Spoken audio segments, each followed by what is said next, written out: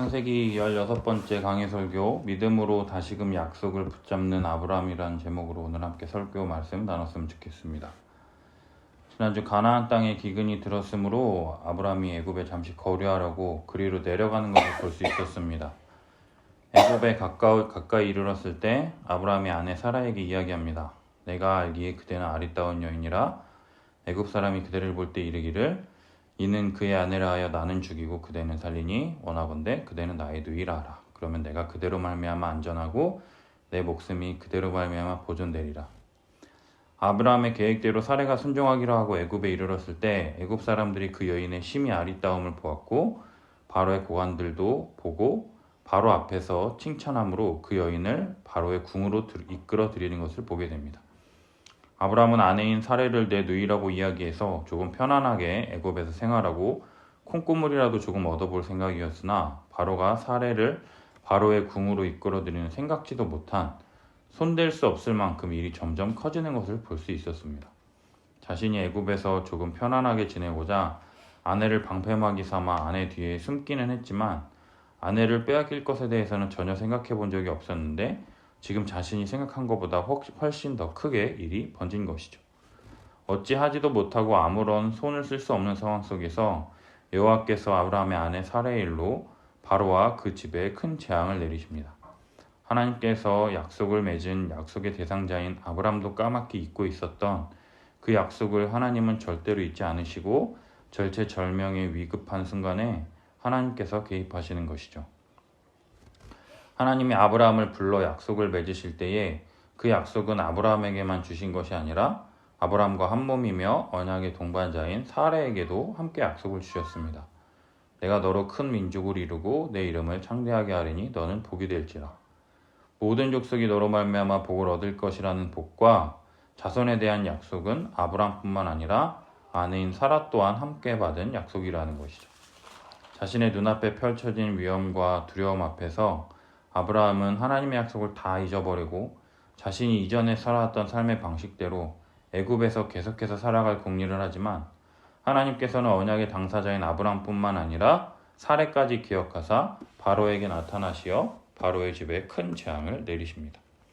아브라함에게 복을 주시고 큰 민족을 이루시겠다라는 이 하나님 나라에 대한 약속이 가나안 땅에서만 적용되는 것이 아니라 애굽에 잠시 들린 아브라함에게 신실하게 응답하심을 통해서 여호와 하나님께서 이방신들과는 다른 전능하신 하나님, 지역 이방신들과는 다른 크고 두려운 여호와 하나님이신 줄을 아브라함에게 나타낼 뿐만 아니라 이를 통해서 아브라함은 여호와 하나님이 눈에 보이는 바로보다 훨씬 크고 놀라우신 분이라는 것에 대해서 보고 배우는 것이죠.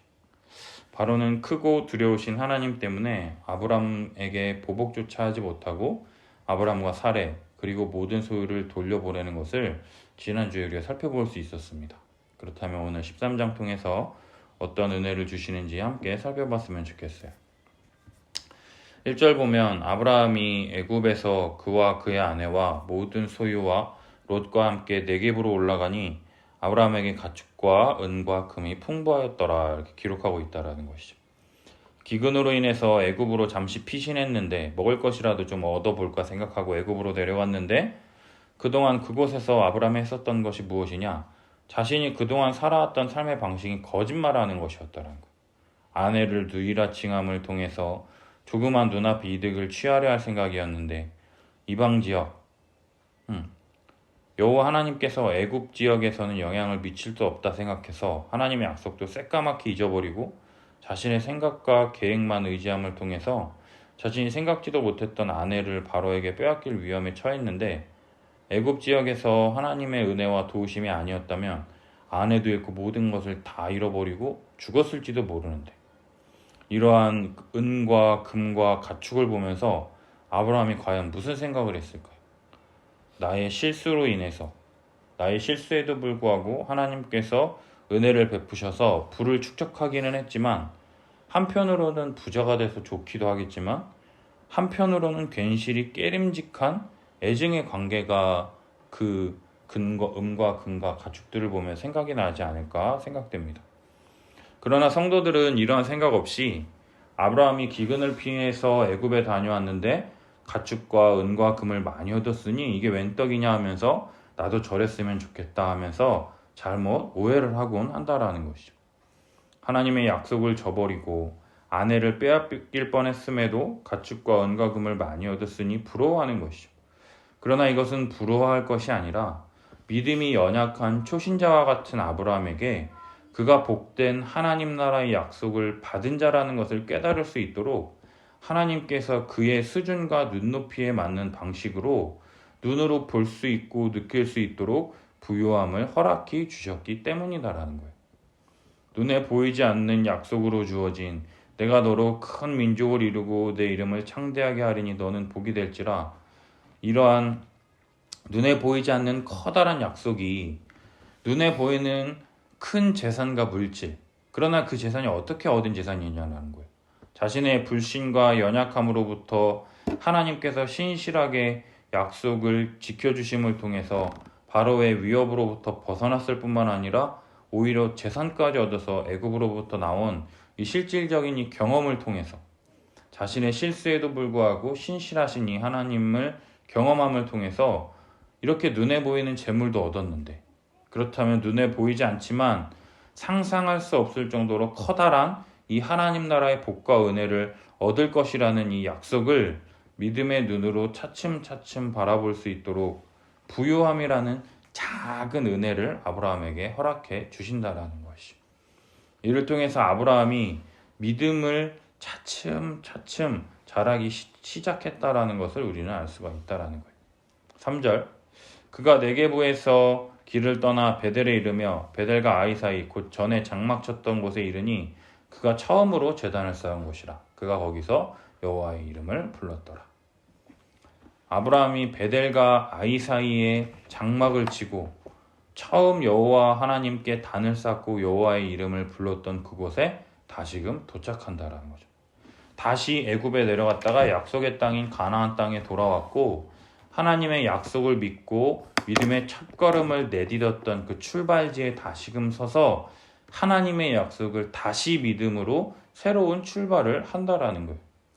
애굽에서 자신의 실수에도 불구하고 자신에게 약속하셨던 약속을 끝까지 지키시는 하나님 앞에서 아브라함은 예배하지 않을 수 없었고 계속해서 믿음으로 나아가겠다고 하는 믿음의 발걸음을 내딛는 시작, 믿음을 사용하기 시작했다라는 거예요. 이제야 비로소 하나님의 약속에 대한 바른 믿음이 시작되었다라는 것이죠. 맨 처음 단을 쌓고 여호와의 이름을 불렀을 때보다 하나님에 대한 인식과 애굽에서의 경험이 더해짐을 통해서 자신을 돌보시고 지키시는 하나님에 대해서 인격적이고 더 구체적으로 하나님에 대한 인식을 통해서 여호와 하나님께 단을 쌓고 여호와의 이름을 부르며 다시금 믿음으로 예배하며 나아간다라는 것입니다. 여기까지는 아무런 문제가 없는 것처럼 볼 수 있는데요. 그런데 5절부터 문제가 발생하는 것을 볼 수 있습니다. 어떤 문제냐? 바로 땅에 대한 문제가 발생하는 것을 볼 수 있습니다. 아브라함의 일행 롯도 양과 소와 장막이 있으므로 그 땅이 그들이 동거하기에 넉넉하지 못하였으니 이는 그들의 소유가 많아서 동거할 수 없었음이니라. 아브라함이 애굽에서 가축과 은과금을 풍부하게 받아서 베델과 아이 사이에 도착했어요. 그리고 하나님께 예배드리고 좋았어요. 그 다음에 이제 집에 갔더니 어떤 일이 벌어집니까? 자기가 가지고 있는 은과 금과 가축뿐만 아니라 조카 롯 또한 양과 소와 장막이 있었다라는 거죠. 기근 때문에 너무나도 힘들어서 애굽에 뭐 먹을 것 좀 얻으러 갈까 해서 내려갔는데 자신의 실수에도 불구하고 하나님이 이런 은혜를 베풀어 주셨잖아요. 그리고 다시 고향으로 돌아왔는데 그 잠깐 내려갔다 온 그 사이에 조카 롯도 자식들을 더 낳고 또 양들도 소들도 더 많이 증식함을 통해서 재산이 늘은 것이죠. 그 좁은 집에 내가 또 바로에게 받은 가축들과 노비들과 이런 것들을 가지고 그 집에 갔다고 한번 생각해 보세요. 말 그대로 초가집에 300명이 들어간다고 생각해 보세요. 그리고 또 소와 양들이 어찌나 풀을 잘 먹는지 집 한 채는 금방 삼킬 듯한 먹성으로 온 풀들을 집어 삼키고 있는 이런 상황이라는 것이죠. 그렇다면 받은 재물 팔아서 바로에게 받은 재물 팔아서 넓은 집으로 이사 가면 되지 않겠느냐 말하는 분들이 계십니다. 근데 한번 생각해 보자라는 거예요.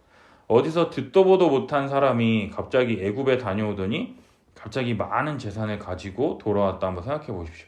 그렇다면 동네 사람들이 가만히 있겠습니까? 사돈이 땅을 사면 배가 아프다는데 남들이 오죽하겠냐라는 거예요. 뭐 누구 집에 도둑질해서 부자가 됐네. 누구 뒤통수 치고 재물을 얻은 거라네. 또 막 있지도 않은 그런 안 좋은 소문들이 막 파다하게 퍼질 것이고요. 또 애굽의 바로는 가만히 있었겠냐라는 거예요. 하나님을 두려워해서 그냥 내보내긴 했지만 마음속에 괘씸한 생각이 들어서 아브람에 대해서 한 그런 안 좋은 얘기들과 소문들이 지역 사람들에게 파다하게 퍼진 상황에서 어디 돈 있다고 그 돈을 흥청망청 쓸 수가 있겠냐라는 것이죠. 텃세라는 게 얼마나 심합니까? 제주도만 하더라도 제주도 사람이랑 함께 관계 맺지 않으면 아무것도 할 수 없다라고 그러고, 중국도 20년 전만 하더라도 중국 사람을 통하지 않고서는 기업도 진출을 할 수가 없었잖아요. 그렇게 텃세가 심해서 돈이 있다고 함부로 막 이렇게 할 수가 없다라는 것이죠. 그리고 더 중요한 것은요, 그 당시는 농경사회라는 거예요. 농경사회에서 가장 중요한 것은 소와 양 등 가축이라는 거죠. 우리나라에서도 소의 입에 재갈을 물려서 밭을 갈게 하는 것처럼 당시에도 소와 양은 농사 짓는데 가장 귀중한 재산이었어요. 그렇기 때문에 그런 소와 양을 먹일 풀을 확보하는 것이 가장 중요한 일이었죠.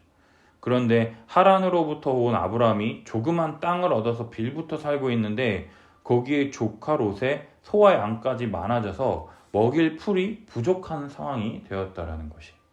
6절에 보면 그 땅이 그들이 동거하기에 넉넉하지 못하였으니 이는 그들의 소유가 많아서 동거할 수 없었음이니라. 아브라함과 롯이 동거하기에 넉넉하지 못하였다라고 기록합니다. 그 이유는 그들의 소유가 많아서 동거할 수가 없었다. 참나, 없어서 문제지 많아서 문제라고 하니 배부른 소리 하네 하면서 웃으시는 분들이 계실 것이에요. 가난이 문제면 문제지 소유가 많아서 싸우고 난리라니 나도 이런 난리 한번 쳐봤으면 좋겠다 생각하는 분들이 계실 거라는 거죠. 그러나 성경은 소유가 너무 없는 것도 문제지만 소유가 너무 많은 것도 문제라고 이야기한다라는 거예요. 잠언 30장 8절과 9절에 보면 곧 헛된 것과 거짓말을 내게서 멀리하옵시며 나를 가난하게도 마시옵고 부하게도 마옵시고 오직 필요한 양식으로 나를 먹이시옵소서. 혹 내가 배불러서 하나님을 모른다 여호와가 누구냐 할까 하오며 혹 내가 가난하여 도둑질하고 내 하나님의 이름을 욕되게 할까 두려워함이니이다. 잠언의 기자는요, 가난하지도 부하지도 않게 해달라고, 필요한 양식, 일용할 양식으로 우리를 먹여달라고 이야기합니다. 왜냐? 배불러서 하나님을 모른다 여호와가 누구냐 할까 하오며 혹은 가난하여 도둑질하고 하나님의 이름을 욕되게 할까 두려워한다 말하고 있다라는 것이죠. 따라서 가난하다고만 해서 문제가 있는 것이 아니라 너무 부해도 하나님을 모른다 이야기할 수 있다라는 것이죠. 창세기를 계속해서 살펴봤듯이 인간은 하나님이 도와주시고 은혜 베풀어 주시지 않으면 한 줌 흙에 불과한 아무것도 아닌 인생이라는 것이에요. 그러나 자기가 공부를 조금 더 잘하거나 돈을 조금 더 벌었거나 하는 일이 만약에 하는 일이 조금 더 잘 될 때 인간이 어떠한 반응을 보입니까? 이 모든 것이 하나님의 은혜라고 생각하기보다는 이 모든 게 내가 잘해서 내가 잘났기 때문에 내가 잘 키웠기 때문에 내가 일을 잘해서 했기 때문에 이렇게 생각함을 통해서 하나님을 업신여기고 하나님을 모르는 죄악을 계속해서 저지르는 것이 인간의 본성이기 때문이라는 거예요. 하나님을 모르는 게 뭐가 죄악이냐 이렇게 말씀하시는 분들이 계시겠지만 시편 53편 3절과 4절에 보면요, 각기 물러가 함께 더러운 자가 되고 선을 행하는 자가 없으니 한 사람도 없도다. 죄를 행하는 자들은 무지하냐 그들이 떡 먹듯이 내 백성을 먹으면서 하나님을 부르지 아니하는도다. 이와 똑같은 말씀이 시편 14편 4절에도 동일하게 기록되어 있어요.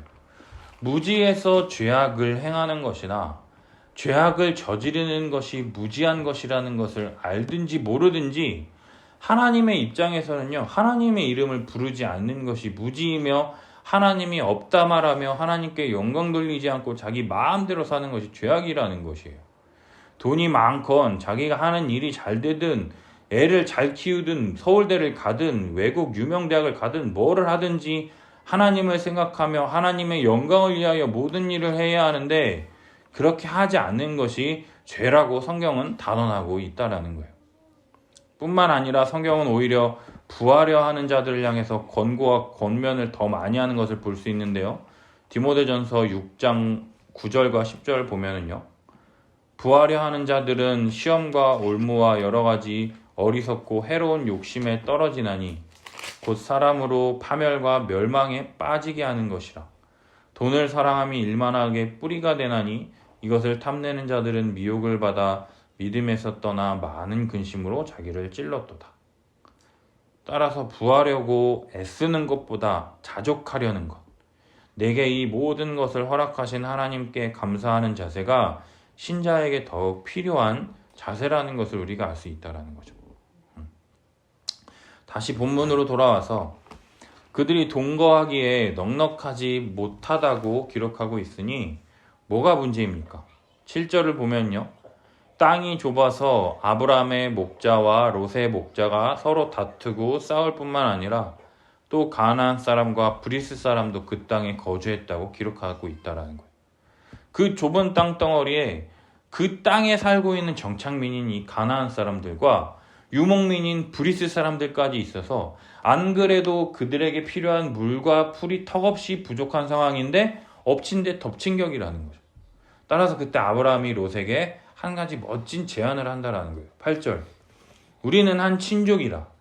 나나 너나 내 목자나 서로 다투게 하지 말자. 내 앞에 온 땅이 있지 아니하냐. 나를 떠나가라. 내가 좌하면 나는 우하고 내가 우하면 나는 좌하리라 이야기합니다. 성경에 보면 아브라함은 자녀가 없었습니다. 따라서 조카 롯을 아들처럼 아끼며 대했다라는 것을 우리는 성경을 통해서 확인할 수가 있죠.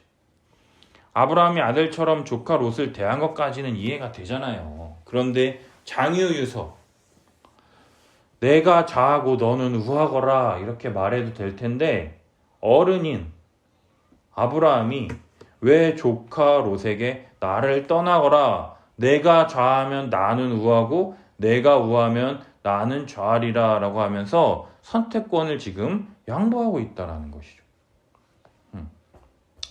이는 아브라함에게 놀라운 변화가 일어났다는 것을 보여주는 증거라는 거예요. 그가 이전에 애굽에서 했던 일을 한번 생각해 보십시오. 아내를 누이라 방패막이 삼아서 겨우겨우 먹고 살려 했던 이 추잡한 인생에서 하나님의 은혜로 말미암아 믿음의 열매가 서서히 맺히기 시작했다라는 것이. 이전과 달리 자기의 안전과 보전이 자신의 계획과 눈앞에 당장의 조그만한 이익이 아니라 하나님의 약속에 달려있음을 믿었다라는 거예요. 따라서 하나님께서 지켜주시고 돌봐주시지 않는다면 자신은 아무것도 아니라는 믿음으로 세상의 것에 대한 초월적인 자세를 가지고 이 땅에 속했지만 하나님 나라의 삶을 사는 나그네의 삶을 시작했다라는 것이죠. 어디를 가든지 하나님과 함께 있다면 아브라함에게는 그곳이 천국이며 하나님 나라 복이 되는 것이라는 것을 드디어 믿게 되었다라는 것이에요. 그러나 그와 반대로 그의 조카 롯은 자신의 눈을 들어 요단 지역을 바라봅니다. 10절. 롯이 눈을 들어 요단 지역을 바라본즉 소알까지 온 땅에 물이 넉넉하니 여호와께서 소돔과 고모라를 멸하시기 전이었으므로 여호와의 동산 같고 애굽 땅과 같았더라. 아브라함은 믿음의 눈을 들어 조카 롯에게 선택권을 양보했다면 조카 롯은 자신의 눈을 들어 요단 지역을 바라본다라는 거예요. 요단강이라고 하잖아요. 강 옆은 어떻습니까? 물이 많고 땅이 기름지고 여호와의 동산 같은 곳이라고 말할 정도로 물이 있으니까 농경사회에서 물이 있으면 뭐가 있어요? 곡식이 있겠죠. 벼가 있든 밀이 있든 보리가 있든 먹을 것, 입을 것, 마실 것 걱정 없이 풍족하고 살기 좋은 곳이라고 생각되어 보이는 요단 온 지역을 통해 동으로 옮기며 떠나게 되는 것을 볼 수가 있어요. 하나님의 약속을 받은 아브라함이 롯에게 먼저 땅의 선택권을 양보한 것은요, 아브라함이 믿음이 있었을 뿐만 아니라 롯 또한 아브라함에게 속한 약속의 범주 안에서 함께 하나님 나라 기업을 얻기를 바랬다라는 것이죠. 롯도 이 가나안 땅에 머물러서 하나님이 주시는 복을 함께 얻기를 바랬어요. 그러나 롯은 이러한 아브라함의 기대와 바람과는 상관없는 자신의 눈에 보기에 땅이 기름지고 여호와의 동산과 같은 요단 동편을 택한다라는 것이죠. 그러나 성경의 저자는 뭐라 이야기합니까? 여호와께서 소돔과 고모라를 멸하시기 전이었으므로, 이렇게 이야기함을 통해서요, 소돔과 고모라가 겉으로 보기에는 좋은 땅처럼 보이지만 하나님은 악하게 보시고 심판하시려는 땅이라고 이야기하고 있다라는 거예요. 한번 생각해 봅시다. 아들같이 여기는 조카 롯에게 아브라함이 하나부터 열까지 자신이 만난 하나님, 따라서 너도 하나님을 믿어야 한다, 같이 믿자, 이렇게 이야기를 했을까요? 안 했을까요?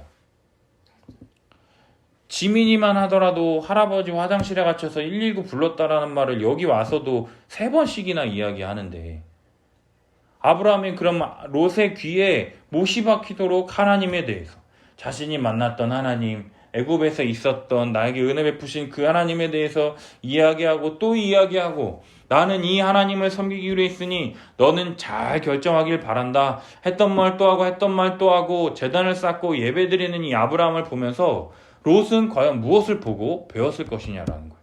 그럼에도 불구하고 롯은 아브라함이 받은 약속과는 아무런 상관없이 자신의 눈에 보기 좋은 애굽 땅과 같고 지금의 강남, 서울 아파트와 같이 사고 나면 몇 주 만에 1, 2억이 오를 것 같고 애들 학군이 좋아서 공부도 잘하고 좋은 친구들도 사귈 것 같은 그러한 곳, 심지어 여호와의 동산, 여호와 하나님은 잘 믿지도 않으면서 여호와의 동산이라 말할 정도로 살기 좋고 비옥한 곳이라고 자기 나름대로 애쓰고 포장하고 합리화해서 요단 동편으로 아브라함을 떠나서 12절, 롯은 그 지역 도시에 머무르며 그 장막을 옮겨 소돔까지 이르렀더라 이야기한다라는 거.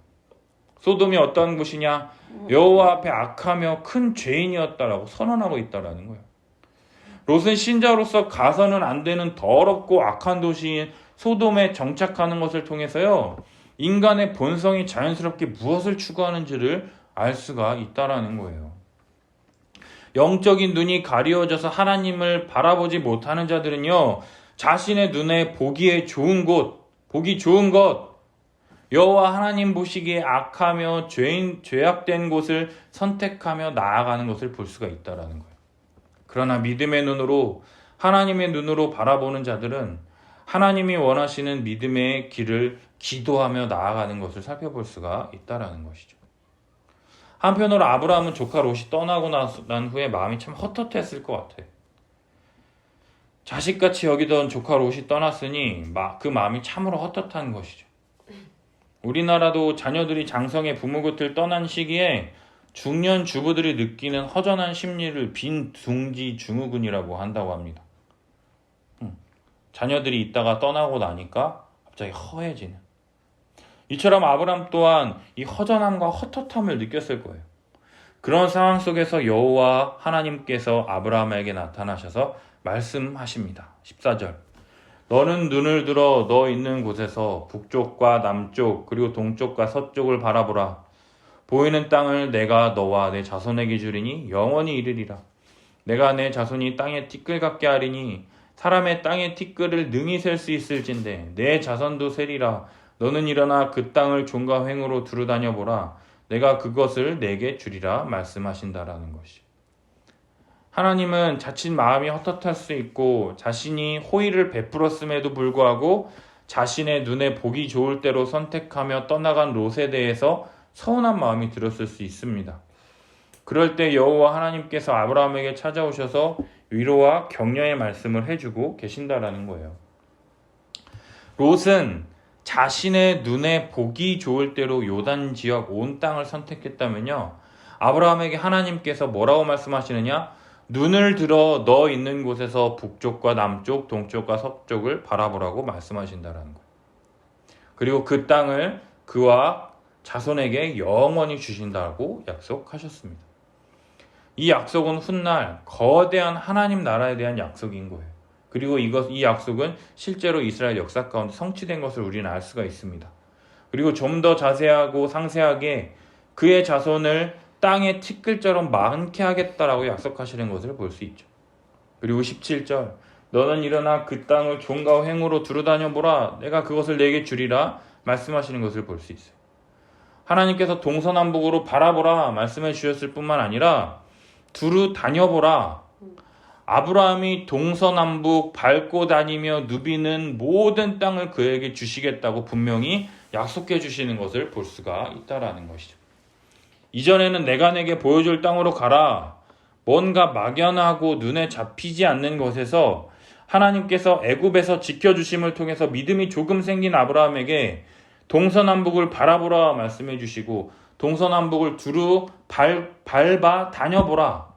네가 보고 네가 밟고 느끼고 경험하는 그 땅을 내게 주리라라고 하는 시청각 교육을 확실하게 해주심을 통해서 한 걸음 더욱 나아간 하나님의 약속을 다시 주시는 것을 볼 수가 있다라는 거예요. 이러한 아브라함이 하나님의 약속을 받고 어떻게 반응합니까? 하나님이 주시는 거대한 약속에 다시금 압도되어서 하나님이 주시는 소망과 확신을 갖고 다시금 믿음의 여정을 걸어가는 것을 볼 수 있어요. 아브라함은 하나님이 말씀하신 구체적인 땅과 자손의 약속을 믿었기 때문에 장막을 옮겨 헤브론 마므레 상스리 수풀에 거주하며 소망함으로 여호와 하나님을 위하여 다시금 제단을 쌓는 것을 볼 수가 있습니다. 이전에는 하나님의 약속을 받고 제단을 쌓았잖아요. 근데도 애굽에 내려가서 하나님의 약속을 새까맣게 잊어버렸지만 이제는 하나님의 두 번째 약속을 받은 이 아브라함은요, 마므레 상수리 숲으로 옮겨 여호와 하나님을 위하여 제단을 쌓는 신앙의 성숙을 나타내 보여준다는 것. 자신의 생각과 방식대로 일했을 때 실패하고 손쓸 수도 없이 일이 커지는 것을 경험함을 통해서 자신의 이 비참함을 겪었던 이 아브라함.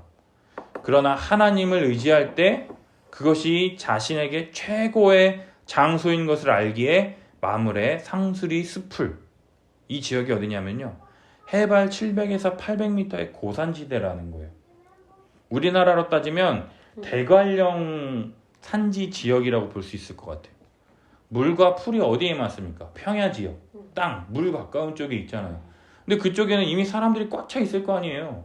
그러니까 옮겨서 어디까지 가느냐? 해발 700m, 800m 고지까지 올라가야 풀이 있으니까 그 소와 양들에게 먹일 풀을 찾아 그 높은 곳까지 올라갔다라는 거죠.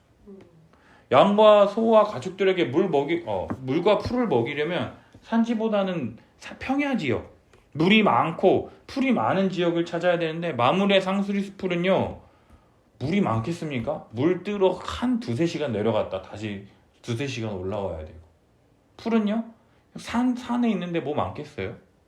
그리고 날마다 춥고 비 오고 눈 오고 고산지대니 또 숨쉬기도 수월하지가 않고,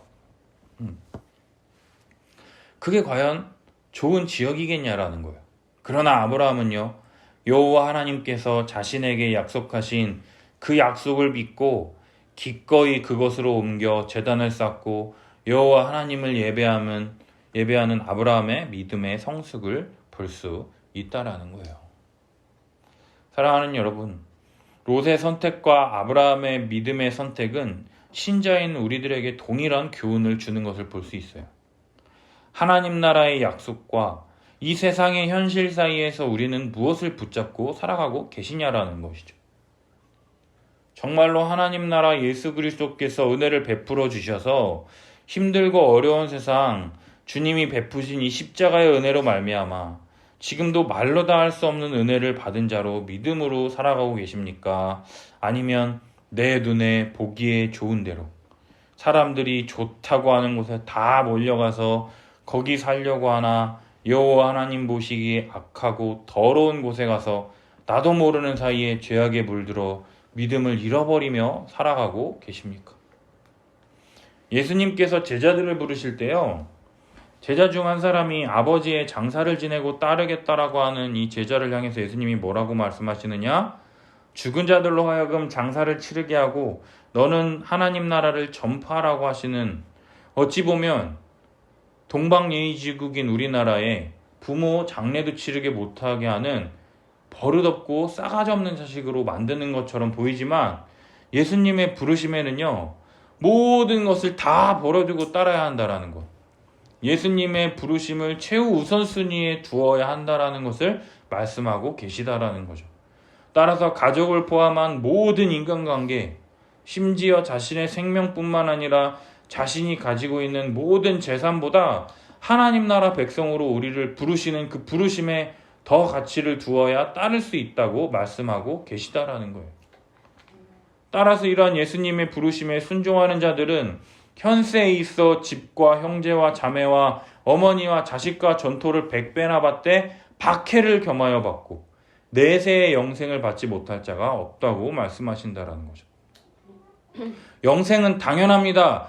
그러나 이 세상에서도 100배의 축복을 누린다라고 말씀하셨다라는 거예요. 저는 이 말씀을 믿습니다.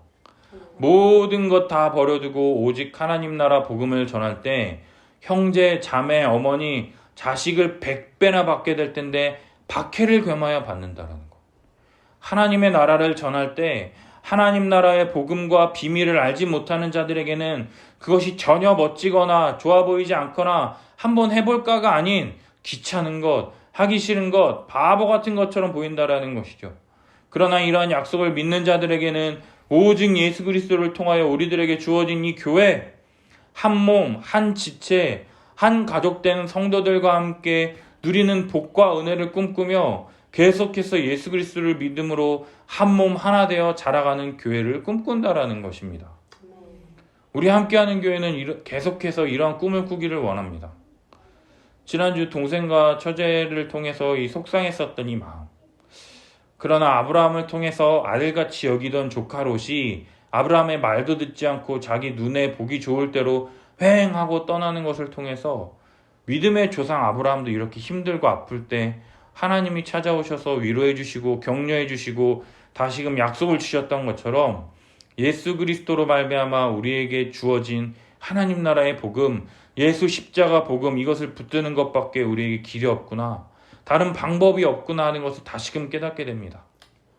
다른 사람들은 자기들의 눈에 보기 좋을 대로 집 한 채 사서 돈 벌어서 다른 집으로 이사가고 다른 집으로 이사가고 계속해서 그러한 일들을 하고, 영혼이라도 끌어모아서 주식을 사서 2천만 원으로 40억을 만든 사람이 있느니 없느니 하면서 많은 사람들이 우리를 유혹해도 우리는 오직 예수 그리스도의 십자가 복음을 전함으로 십자가 복음을 듣고 믿음을 통해서 어렵고 힘들 때 하나님의 약속을 믿음으로 한 걸음 한 걸음 전진하는 아브라함과 같은 이 믿음의 성도들, 하나님의 백성들을 잘 가르치고 세우는 교회로서 건강하게 잘 세워졌으면 좋겠다 생각이 듭니다. 물론 이러한 믿음이 결코 쉽지 않습니다. 그러나 혼자 할 때는 어렵지만 함께 할 때는 할 수 있다라는 거예요. 세 겹줄은 쉽게 끊어지지 않느니라 말씀하신 것처럼 오직 예수 그리스도를 믿음으로 한 몸 하나 되어 믿음으로 나아가는 함께하는 교회 성도들이 많아질 것이라고 확신합니다. 이러한 하나님 나라의 약속을 붙잡고 계속해서 복음을 붙잡고 힘들고 어렵더라도 하나님을 의지하는 자들이 예배드릴 때 전능하신 하나님, 우리 하나님께서 우리의 믿음과 소망을 더욱 견고하게 하실 것이라는 거예요. 이뿐 아니라 견고하게 된 믿음과 이 소망을 통해서요, 이제는 자기 자신만을 위해서 사는 것이 아니라 다른 사람을 위해서 사랑과 선행의 열매를 더욱 나타냄을 통해서 거룩의 열매를 맺는 성도들로 더욱 자라가게 될 것이다라는 것이죠. 이러한 꿈과 소망으로 가득 찬 우리 함께하는 교회, 우리 함께하는 성도님들이 되시길 예수님의 이름으로 축복합니다. 우리 함께 기도했으면 좋겠어요. 아브라함이 롯에게 땅을 선택할 수 있도록 선택권을 먼저 준 것을 통해서 우리가 배울 수 있는 것은요, 하나님의 약속, 하나님 나라의 약속을 신뢰하기 때문에 양보하며 배려할 수 있었다라는 거예요. 자신의 연약함과 실수로 인해서 아내를 빼앗길 뻔했던 애굽에서의 이 실수가 밑거름이 되어서 하나님의 약속을 신뢰할 수 있는 밑거름이 되었습니다. 이처럼 지금 우리들이 힘들고 어려운 시간 가운데 계신 분이 계십니까? 이 어둠과 내 손으로 어떻게 할 수 없는 이 힘듦의 이 시간들 속에서 하나님의 이 약속을 붙잡으시기를 바랍니다. 우리가 잘되고 복받는 것이 하나님의 약속이 아니라요, 이 시간을 통해서 우리가 하나님을 더욱 신뢰하고 하나님을 더욱 의지함을 통해서 우리에게 하나님 나라 구원의 약속을 주시려는 하나님의 약속을 믿고 더욱 순종하는 우리들이 될 수 있도록 기도했으면 좋겠습니다. 내게 복을 주시면 하나님이 살아계시고 복 주시지 않으면 살아계시지 않다고 생각하는 어린아이의 신앙을 버리고 위기와 고난의 시간을 통해서 아브람처럼 위기의 순간에 도우시는 하나님을 경험함을 통해서 믿음의 발걸음을 한 걸음 내딛는 우리들의 삶이 될 수 있도록 함께 기도합시다.